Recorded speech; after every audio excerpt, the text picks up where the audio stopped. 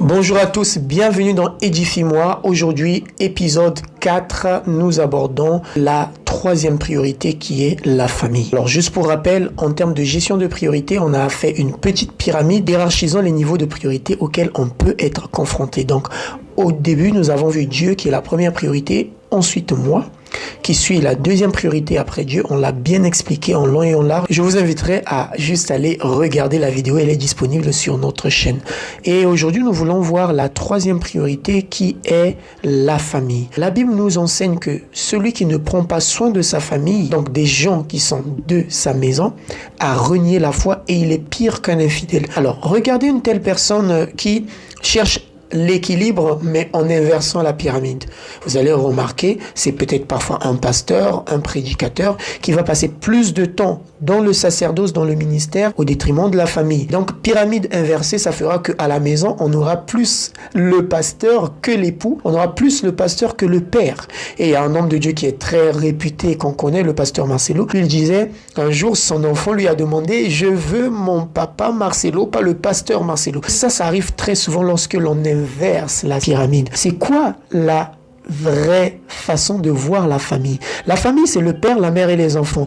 On peut le voir dans Actes chapitre 16, le verset 31, là où il est dit, crois au Seigneur Jésus-Christ et tu seras sauvé, toi et toute ta maisonnée. Dans la Bible du semeur, on précise maisonnée, c'est-à-dire la famille restreinte. Donc ici, il faut que ta famille devienne ta priorité. Si tu es le père, il faut que aimer ta femme soit une priorité.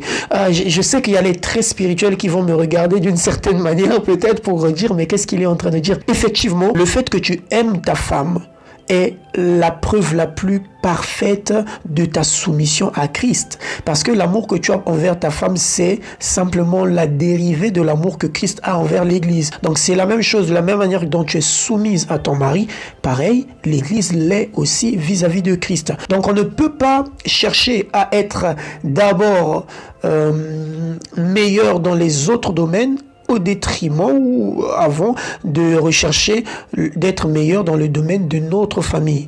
Quand on s'occupe de notre famille, ça veut dire qu'on a respecté les priorités telles qu'établies par Dieu. Dans Éphésiens chapitre 6, on nous explique les responsabilités de chaque membre de la famille. On dit, les pères ne doivent pas irriter leurs enfants. Donc, en tant que père de famille, tu ne dois pas irriter tes enfants. Donc, si tu fais de Dieu ta priorité, et ensuite tu t'occupes de ton bien-être spirituel, de ta relation avec Dieu et de ton bien-être psychologique, à ce moment-là, tu seras un bon père parce que tu n'hériteras pas tes enfants.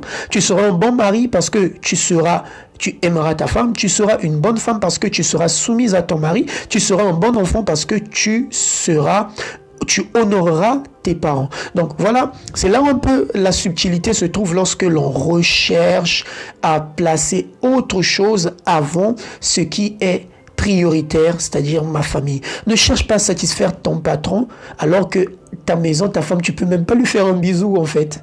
Il y a des gens, il est capable d'aller faire le taxi d'un frère de l'église, d'une sœur de l'église pour déposer à X endroit et laisser sa famille prendre les transports. Ça, c'est du désordre. Vraiment, c'est du désordre.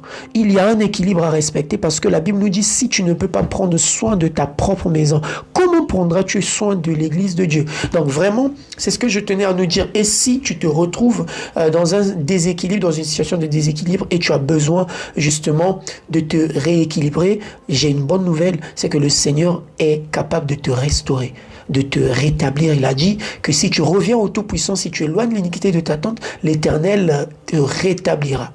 Et il remplacera les années qu'ont dévoré la sauterelle, le gazam, le gélec, le asile, la grande armée qu'il a envoyée contre toi. Donc c'est pour te dire que tu peux encore faire épistropher, c'est-à-dire faire un détour, changer de direction et accepter la correction que le Seigneur te donne aujourd'hui. Alors j'aimerais juste t'inviter à prier avec moi. Seigneur Jésus-Christ, je reconnais que j'ai été déséquilibré dans ma gestion des priorités.